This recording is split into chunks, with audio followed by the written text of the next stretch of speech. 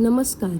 आज आपण मराठी व्याकरणातील महत्त्वाचा विषय शब्दांच्या जाती याविषयी माहिती पाहणार आहोत. या सादरीकरणात आपण शब्दांच्या जाती म्हणजे काय, त्यांचे प्रकार आणि विशेषतः नाम व त्यांचे 5 प्रकार सोप्या उदाहरणासह समजून घेणार आहोत.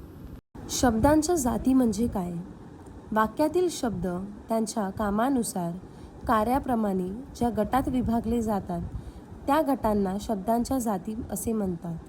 किंवा आणखी सोप्या शब्दात वाक्यातील शब्दाचे कार्य लक्षात घेऊन केलेले वर्गीकरण म्हणजेच शब्दांच्या जाती. आपण बोलतो किंवा लिहितो तेव्हा अनेक प्रकारचे शब्द वापरतो. प्रत्येक शब्दाचे वाक्यात वेगवेगळे काम असते. काही शब्द व्यक्तीचे नाव सांगतात, काही कृती दाखवतात, काही गुण सांगतात, तर काही 2 शब्दांना जोडण्याचे काम करतात. या कामानुसार किंवा कार्यानुसार शब्दांचे जे वर्गीकरण केले जाते त्यांना शब्दांच्या जाती असे म्हणतात. मराठी भाषेत एकूण 8 शब्दांच्या जाती आहेत. विकारी शब्दांमध्ये 4 प्रकार येतात: नाम, सर्वनाम, विशेषण आणि क्रियापद. अविकारी शब्दांमध्ये 4 प्रकार येतात: क्रियाविशेषण, शब्दयोगी अव्यय, उभयान्वयी अव्यय आणि केवल प्रयोगी अव्यय. या सादरीकरणात आपण शब्दांच्या 8 जातींपैकी एक जात नाम याविषयी माहिती पाहणार आहोत. नाम म्हणजे काय? नाम म्हणजे व्यक्ती, वस्तू, प्राणी, ठिकाण, गुण, भावना किंवा कल्पना यांना दिलेलं नाव. थोडक्यात सांगायचे तर ज्या शब्दामुळे कोणाची किंवा कशाची ओळख होते त्याला नाम म्हणतात. उदाहरणार्थ राम, पुस्तक, झाड, मुंबई, आनंद आणि प्रेम. हे सर्व शब्द वेगवेगळ्या गोष्टींची ओळख करून देतात, म्हणून ते नाम आहेत. मराठी भाषेत नामाचे 5 मुख्य प्रकार आहेत. पहिला व्यक्तिवाचक नाम, दुसरा जातीवाचक नाम, तिसरा द्रव्यवाचक नाम, चौथा भाववाचक नाम आणि 5वा समूहवाचक नाम. आता आपण प्रत्येक प्रकार स्वतंत्रपणे समजून घेऊ. व्यक्तिवाचक नाम. व्यक्तिवाचक नाम म्हणजे एखाद्या विशिष्ट व्यक्ती, ठिकाण किंवा वस्तूचे नाव. म्हणजेच ते फक्त एका विशिष्ट गोष्टीची ओळख करून देत असते. उदाहरणार्थ राम, सीता आणि सचिन ही व्यक्तींची नावं आहेत. मुंबई, पुणे आणि भारत ही ठिकाणांची नावं आहेत. गंगा आणि ताजमहल हे विशिष्ट गोष्टींची नावं आहेत. जातीवाचक नाम. जातीवाचक नाम म्हणजे एकाच प्रकारच्या अनेक व्यक्ती, वस्तू किंवा प्राण्यांचा सामान्य उल्लेख करणारे नाव. हे एखाद्या विशिष्ट व्यक्तीचे नाव नसते, तर संपूर्ण गटाचा उल्लेख करते. उदाहरणार्थ मुलगा, मुलगी, शाळा, नदी आणि पक्षी. मुलगा म्हटले की कोणताही मुलगा असू शकतो, म्हणून हे जातीवाचक नाम आहे. द्रव्यवाचक नाम.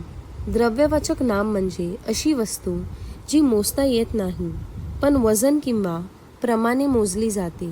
उदाहरणार्थ पाणी, दूध, तेल, साखर आणि सोने.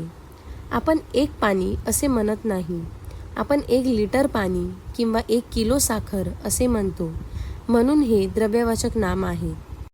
भाववाचक नाम. भाववाचक नाम म्हणजे गुण, भावना, अवस्था किंवा कल्पना दर्शवणारे शब्द.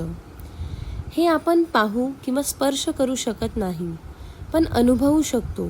उदाहरणार्थ आनंद, दुःख, प्रेम आणि सौंदर्य ही सर्व भावना किंवा गुण आहेत, म्हणून त्यांना भाववाचक नाम म्हणतात. समूहवाचक नाम. समूहवाचक नाम म्हणजे व्यक्ती किंवा वस्तूंच्या समूहाला दिलेले नाव. उदाहरणार्थ वर्ग, सेना, कळप, संघ आणि टोळी. वर्ग म्हणजे अनेक विद्यार्थ्यांचा समूह.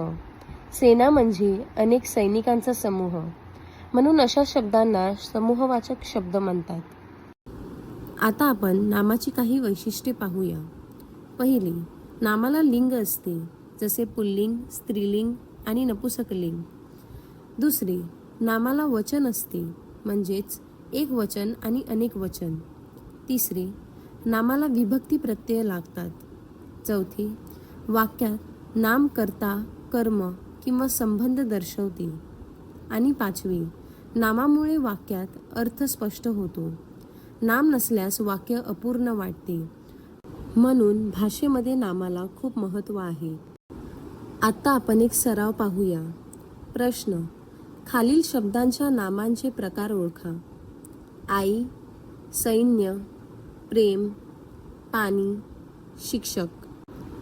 ह्याचे उत्तर असे: आई हे जातीवाचक नाम, सैन्य हे समूहवाचक नाम, प्रेम हे भाववाचक नाम, पाणी हे द्रव्यवाचक नाम, शिक्षक हे जातीवाचक नाम आहे.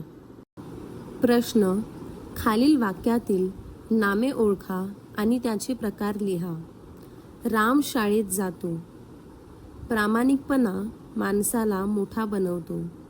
मुलांनी दूध प्यायले. यांचे उत्तर असे: पहिलं वाक्य, राम शाळेत जातो. इथे राम हे व्यक्तिवाचक नाम आहे आणि शाळा ही जातीवाचक नाम आहे.